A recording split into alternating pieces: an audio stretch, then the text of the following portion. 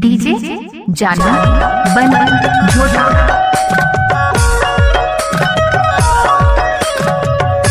जानू बन झोटा जानू बन झोटा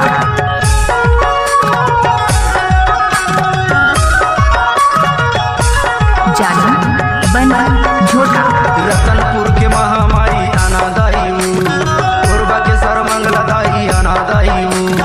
डूंगरगढ़ के बमलाई अनादाई झोटा के समलाई अनादाई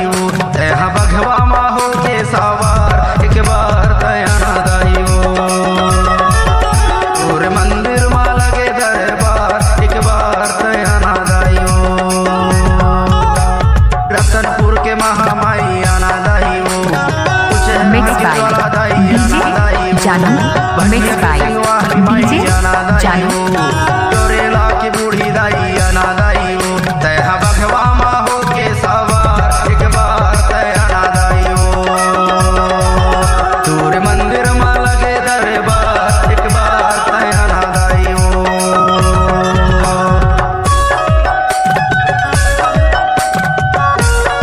डीजे जानू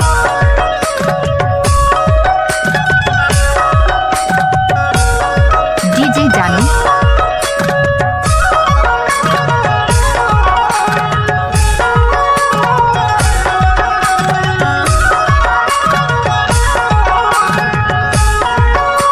डीजे जानू देवता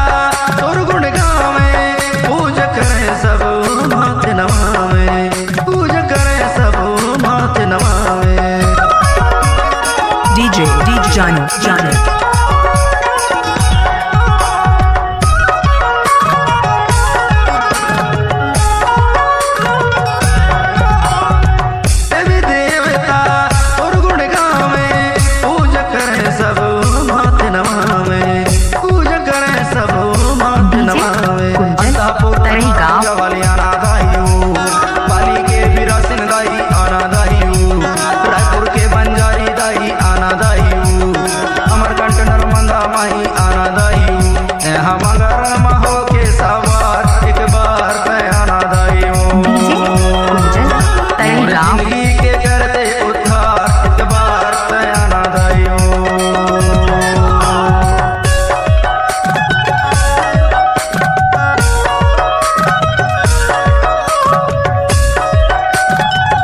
डीजे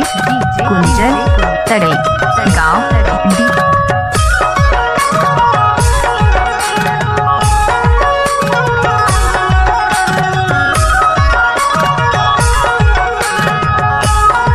डीजे जानू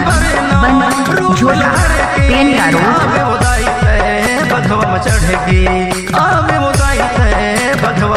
डीजे कुंजल तड़े गाँव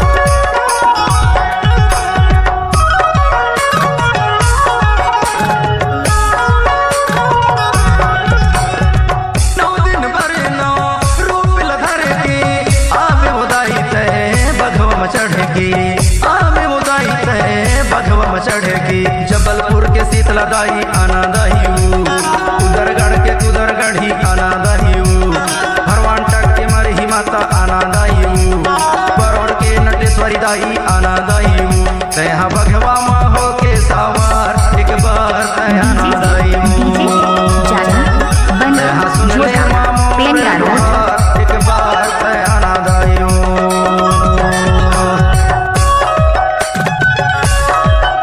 डीजे कुंजल तड़े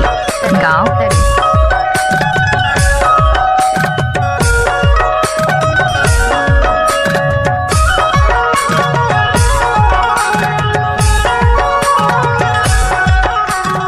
डीजे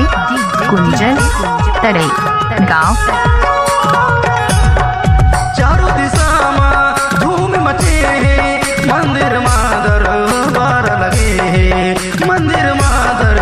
बार लगे